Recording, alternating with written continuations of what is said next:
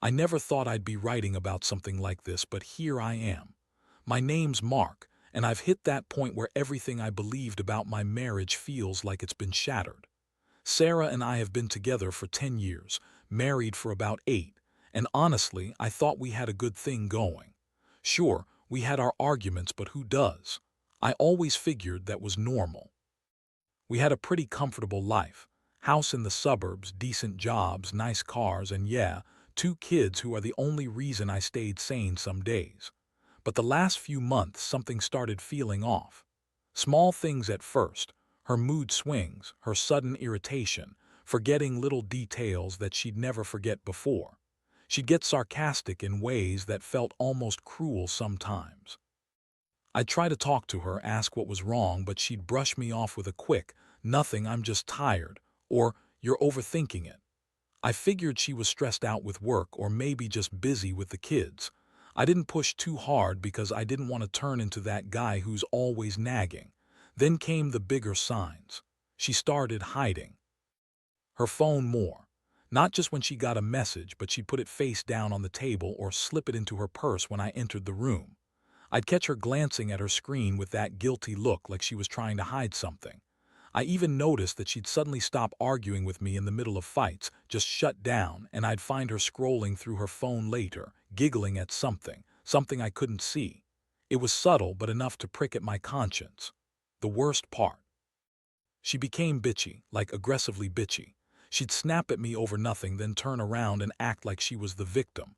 She'd call me paranoid, crazy, or just dismiss me with a roll of her eyes when I asked what was wrong. I started feeling like I was losing my mind. Was I imagining it? Was I just insecure? Or was she really hiding something? That doubt gnawed at me every day. One night I was scrolling through our shared photo album on my tablet, just looking back at old memories, when I saw something that made my blood run cold. A photo from a rally I did last month, an event I put a lot of effort into because I was running for local office. It was a big deal for me. I had a volunteer, a guy named David, who was helping out a lot. He was a good kid, smart, dedicated, a little too eager sometimes, but I liked him. In this particular photo, I saw Sarah. She was standing with a group, smiling, looking supportive, nothing out of the ordinary. But then I scrolled a bit more, and there it was. A shot taken from a different angle that clearly showed Sarah and David sneaking off together, heading towards the back of the building. I could see their heads close, their bodies almost pressed together. They looked like they were hiding something. And the worst part, they weren't just talking, they were kissing. I could see the distinct tilt of their heads, the way Sarah's hand was on his chest. It was unmistakable. I froze. My stomach dropped. How the hell did this happen? I'd trusted her. I'd been everything to her, and she was out there kissing my volunteer during my campaign, right in front of everyone. And I never saw it coming. I kept staring at the photo, feeling like I'd been punched in the gut. All those doubts, all those little signs suddenly clicked into place. She'd been lying to me all along. I felt a wave of rage, a deep, burning anger that she could do this to me after everything. I thought about confronting her immediately, but I knew I needed to process what I'd seen first. I couldn't just blow up without knowing all the facts. But I was furious.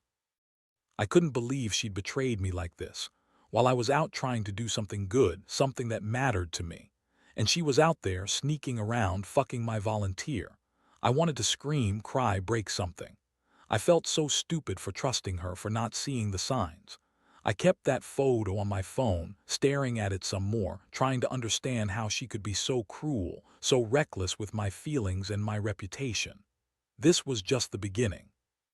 I knew I had to confront her, but I also knew, instinctively, that I'd never look at her the same way again.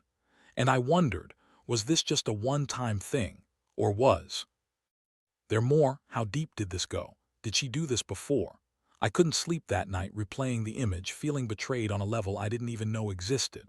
I was furious, devastated, and honestly a little scared of what I might do next. The next morning was hell. I woke up early, kept staring at the ceiling, trying to decide what I should do. My mind kept circling back to that damn photo, Sarah, sneaking off with David. I couldn't shake the feeling that I'd been played for a fool. I felt sick, angry, and numb all at once. Part of me wanted to break down, scream at her, demand answers, but I knew better than that. I needed a plan. I got up and started to watch her from a distance. She was already acting weird, more distant than usual, snapping at the kids, ignoring my attempts to talk. I could tell she was hiding something. I decided I'd wait for the right moment, gather my thoughts and what I'd say. But I also knew one thing: I couldn't let her keep lying to me. I had to confront her, and I had to do it on my terms. Later that day, I decided to follow her, not in a creepy way, just enough to see where she was going. She'd gone out shopping and I tagged along at a distance. She headed toward a small cafe downtown where I'd never seen her go before. She sat inside looking at her phone, her face tense. I waited outside watching her. When she finally came out, I saw David's car parked down the street. That was enough. I'd seen enough. I went home, heart pounding. I knew this wasn't going to be easy, but I couldn't pretend anymore. I had to face her. When she walked in that evening, I was already waiting in the living room, trying to keep my composure. "Sarah," I said, my voice trembling a little. She looked surprised, then defiant. "I saw the photos, the ones from the rally, the ones of you sneaking off with David." Her face twisted, that typical bitchy smirk creeping across her lips. "Oh, come on, Mark, you're overreacting. It's just a kiss." "It doesn't mean anything." "Really?" I shot back. "It doesn't mean anything. You're out there kissing my volunteer while I'm out there busting my ass for this campaign. You think I don't see what this is, or that I don't know what it means?" She rolled her eyes. "You're always so dramatic. Maybe I was tired, maybe I needed a break. It's not like we're having sex or anything serious, just a kiss. It's not a big deal." I was furious. I could feel my blood boiling. "A kiss, just a kiss, that's your excuse. How about the fact that you've been lying to me for months? Hiding your phone, acting bitchy, being distant. And you think a kiss is nothing? You're disgusting." She scoffed, standing there with her arms crossed. "You're just jealous because I spent time with someone who actually cares about me. Maybe if you paid me some attention, I wouldn't have had to look elsewhere." That hit me like a punch. I felt the sting of her words deep inside. I wanted to scream, to break something, but I held back. Instead, I said calmly, "I'm not jealous. I'm hurt. I trusted you. I thought we had something real. And now I see that you've been screwing around behind my back, lying every step of the way." She looked at me with that bitchy arrogance, then rolled her eyes again. "You're making a big deal out of nothing. I don't owe you explanations for everything I do. If I want to see someone, I will." That was the moment I realized I couldn't keep pretending this wasn't real. I knew I had to do something about it. I had been betrayed on every level, and I wasn't going to be a fool anymore. I decided I'd gather more evidence, think about what I wanted, and then decide how to move forward. Deep down, I knew this wasn't just a fling. It was a betrayal of everything we had built. The wife I thought I knew was gone, replaced by this cold, bitchy woman who thought she could do whatever she wanted. I looked at her that night, feeling a strange mix of heartbreak and rage. I'd never been this hurt in my life. My mind kept racing. What was I going to do? Should I call it quits, confront her again, or just walk away? The truth was, I felt numb, like I was standing on the edge of a cliff, waiting to fall. And all I could really think about was how I'd trusted her, how I'd believed in us, and how she had thrown that all away for a quick fuck with my own volunteer. The night dragged on, and I stayed up, staring at the ceiling. I knew that decision was coming. It was only a matter of time before I'd have to face the brutal reality that my marriage was over. I didn't know how I'd survive the fallout, but I knew I couldn't pretend anymore. Not after I'd seen what she was capable of. Not after I'd finally seen her true face. The days that followed felt like walking through a fog. I kept replaying everything in my head: the photo, the confrontation, her smug reaction. I wanted to break something, scream, or just disappear. But I knew I had to keep my cool, at least for the kids. Still, inside, I was burning with rage. I couldn't believe she had used me, lied to me, and then had the nerve to act like I was overreacting. I started to think about what I was going to do next. Honestly, I was torn between just walking away and confronting her. Again, with a plan. I knew her type: bitchy, manipulative, and stubborn. I didn't want her to think she'd get away with this. I decided I needed some leverage, some way to make her feel the consequences of her betrayal. I also wanted to make sure I had all the evidence I needed if I decided to go through with a separation. My first step was to dig deeper. I didn't trust her to be honest about everything. I kept my eyes open, checked her phone when she wasn't around, watched her social media. I started noticing small things that confirmed my suspicions. She'd delete messages, hide her calls, and I caught her flirting on her social media account, likes and comments that were way too suggestive. It was clear she wasn't just kissing David, she was actively seeing him, probably for a while now. One night, I decided to set a trap. I left my phone open on the kitchen table with a message from her to David, one that clearly showed they'd been planning more than just a kiss. I was careful not to make it obvious, but I wanted her to slip up. The next morning I saw that she'd already read it. Her face went pale when she saw I knew. She tried to deny it, of course, saying she was just talking to a friend, but I had enough proof to shut her up. That was when I realized I couldn't keep pretending everything was okay. I felt like I was losing my mind. The betrayal, the lies, they cut deep. I didn't sleep that night. Instead, I started to plan my next move. I wanted to hit her where it hurt. She thought she was untouchable, that her bitchy attitude and lies would get her out of this mess. But I was done playing nice. I wanted to expose her, to make her see that I wasn't going to be a doormat anymore. I also started talking to some close friends, testing the waters, asking what I should do. Most of them told me to just leave her, that she'd never change. But I wasn't ready for that yet. I needed to be strategic. I wanted to get her on record, to show her that I'd found out everything. I knew her, she loved to manipulate, to turn things around on me. So I decided to wait and gather more evidence, to catch her in a lie and then confront her with everything. The thing that hurt the most was knowing how much I'd trusted her. I thought I knew her, that she was loyal to me. And now I saw her for what she really was: bitchy, selfish, and willing to cheat just because she got bored or wanted some excitement. It made me feel sick. I kept asking myself, how did I miss all the signs? Why did I let her get away with this much? I blamed myself for trusting her blindly, but I also knew she'd been dishonest from the start. One thing I realized was that confrontation alone wasn't enough. I needed a way to make her understand that I was serious, that I had proof, and that her actions had consequences. I decided I'd use her own manipulative tactics against her, play her game a little, push her to the edge, and see how she reacted. If she was going to lie her way out of this, I'd be ready.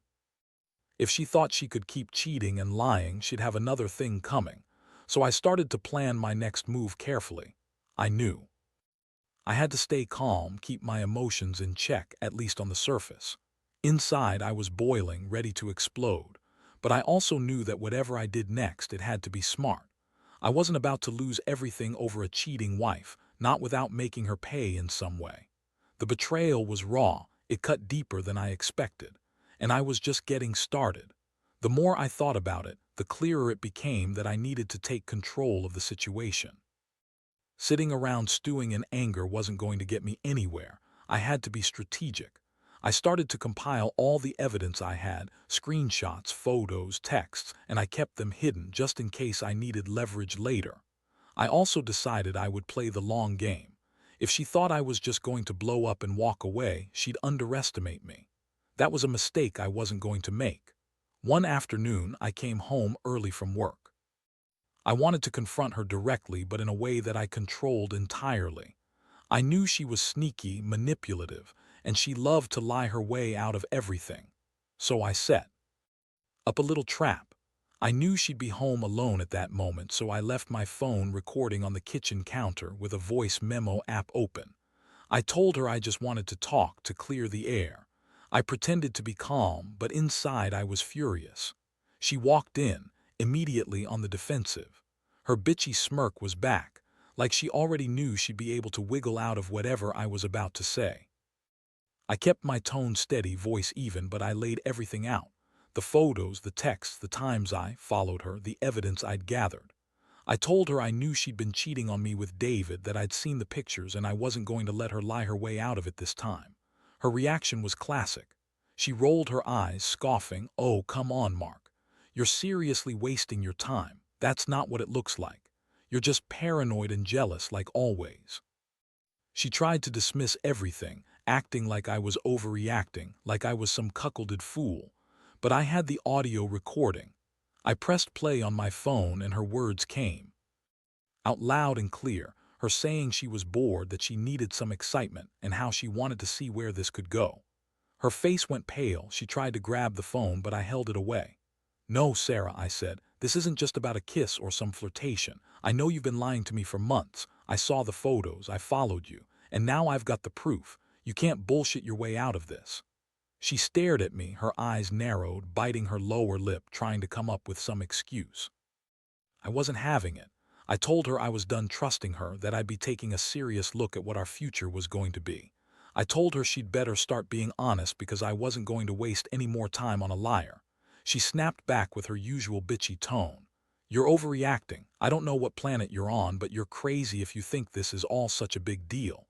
We're not teenagers, Mark. People mess up. It doesn't mean anything." I felt my blood boil. "It means something when you're hiding it from me, when you're sneaking around, when you're lying every chance you get. That's not just messing up, that's betrayal, and I deserve better than this bullshit." She looked furious now, her face red. "You're just jealous because I'm bored with you. You're a good guy, but you're so damn boring. Maybe I need someone who can keep up with me, who can handle me. If that's what it takes to feel alive, then fine. I don't care." That nearly made me lose it. I couldn't believe she'd say that, like she was some victim, like I was the bad guy for catching her. But I kept my composure. I told her I was done listening to her lies, that I was going to think about everything, and that I'd be making decisions soon. I left her standing there, fuming, her face contorted with anger and contempt. That was the moment I realized she had no intention of stopping. She was a bitchy, manipulative woman who thought she could do whatever she wanted. I knew I was at a crossroads. Either I let her keep lying and hope she'd change, or I took control of my own destiny. The betrayal cut deeper than I had ever imagined, and I could feel my resolve hardening. I wasn't going to be the fool in this story anymore. It was time for me to decide what I really wanted, whether to fight for what was left, or finally walk away from the whole disaster. After that confrontation, I knew my options had narrowed down significantly. Sarah was furious, but she also knew I had everything on record now. I could see her trying to spin it, trying to turn the tables, but I wasn't going to let her. I'd already made up my mind. This was over. I decided I needed to give her a taste of her own medicine, to show her she couldn't manipulate her way out of this. That night, I stayed up late, planning my next move. I wanted her to feel the weight of everything she'd done. I started reaching out to people I knew, mutual friends, her family, without revealing too much, just enough to let them know she wasn't who they thought she was. I also contacted a lawyer just to understand my options. I wasn't planning to go nuclear right away, but I needed be ready. I told myself I wasn't going to get played anymore, not by her or anyone else. In the meantime, I decided to give her one more chance to confess, or at least show some remorse. I called her into the living room the next morning and I looked her straight in the eyes. "Sarah, I've seen everything now. I have the evidence. I know about the affair, the sneaking around, the lies. If you want to save what's left of this marriage, you're going to have to come clean, be honest, and accept the consequences." She looked at me with that same bitchy smirk. "Oh, please, you think you can just intimidate me into staying? I don't owe you anything. If I want to see someone, I will. And honestly, I don't think I care what you think anymore." I felt a cold fury. I had never been so disappointed in her. I told her I wasn't trying to manipulate her. I was just done being played. I told her I'd had enough of her lies and attitude. If she was going to keep denying everything, then I had no choice but to move forward without her. I warned her that I was prepared to take legal action if I had to, and that I would protect myself and the kids. She rolled her eyes, her tone dripping with contempt. "You're such a drama queen. You think you're gonna scare me. Whatever. If you want a divorce, just say so. I'll be out of here before you can blink." That day, I made the decision clear. I was done. I told her I wasn't going to let her keep manipulating me, lying to my face and wasting my time. I knew that I needed to prepare for the inevitable fallout. I started gathering all the evidence, photos, texts, emails, everything, and I sorted out my finances. I wanted to be ready to protect myself and my kids no matter what. Deep inside, I felt a strange mix of relief and sadness. Relief because I finally saw her for what she was: selfish, manipulative, unfaithful. Sad because I'd lost the woman I'd loved and trusted, and I knew I'd never get that back. The betrayal was like a punch to the gut, making me question everything I thought I knew about love and loyalty. As I sat there, looking at all my plans laid out, I realized something else. No matter what happened next, whether we fought in court, I moved out, or tried to save what I could, I had to accept this new reality. My life was changing, and I'd have to figure out how to rebuild from the ashes. I'd been blindsided, but I promised myself I wouldn't be a victim forever. The pain was real, but so was my resolve. I was going to come out of this stronger, even if it meant losing everything I once thought was forever.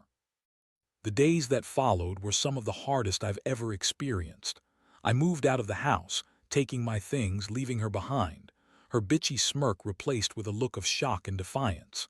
The house felt cold and empty without her, like every corner echoed with her lies. I stayed with a friend for a while, trying to catch my breath and process everything. No matter how much I prepared, nothing could really make sense of the betrayal. It felt like I'd been punched in the stomach repeatedly, but I knew deep down it was over. I reached out to my lawyer and started the process of divorce.